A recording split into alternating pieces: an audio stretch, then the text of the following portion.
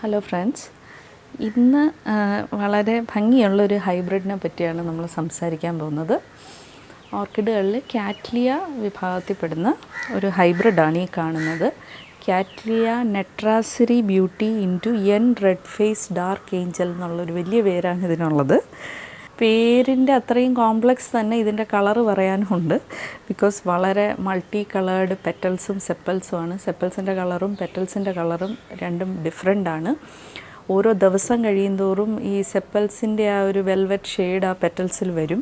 പല ആംഗിളിൽ നിന്ന് നമ്മൾ ഫോട്ടോ എടുക്കുമ്പോഴും ഫ്ലവർ ഈ കളേഴ്സ് നോക്കുമ്പോൾ ഓരോ ഷെയ്ഡ്സാണ് നമ്മൾ ഈ ഫ്ലവറിൽ കാണുന്നത്. വളരെ നല്ല ബ്ലൂമിങ് ഹാബിറ്റുള്ള ഒരു കാറ്റ്ലിയ ഹൈബ്രിഡാണിത്.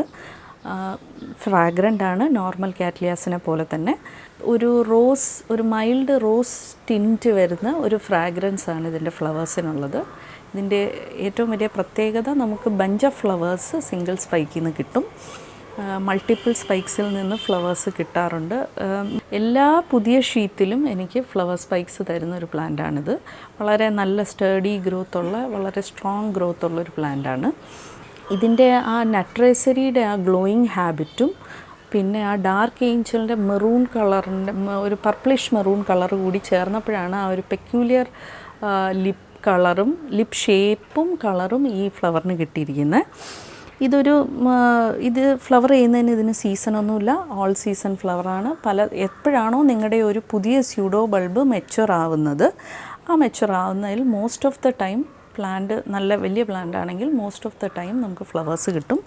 നല്ല ബ്രൈറ്റ് സൺലൈറ്റ് വളർത്തുക, ഇൻഡയറക്റ്റ് ആയിട്ടുള്ള ബ്രൈറ്റ് സൺലൈറ്റ് കൊടുക്കുക, വെള്ളം ഒഴിക്കുമ്പോൾ നന്നായിട്ട് ഒഴിക്കുക.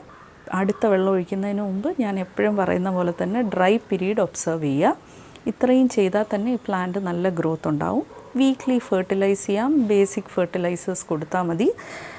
ഇങ്ങനെ വളരെ നമ്മുടെ ഗാർഡനിൽ എപ്പോഴും നമുക്ക് എല്ലാ സീസണിലും ഫ്ലവർ തരുന്ന ഒരു വളരെ നല്ല വെറൈറ്റി കാറ്റ്ലിയ ഹൈബ്രിഡാണ് Cattleya Netrasiri Beauty into Yen Red Face എന്ന് പറയുന്നത്.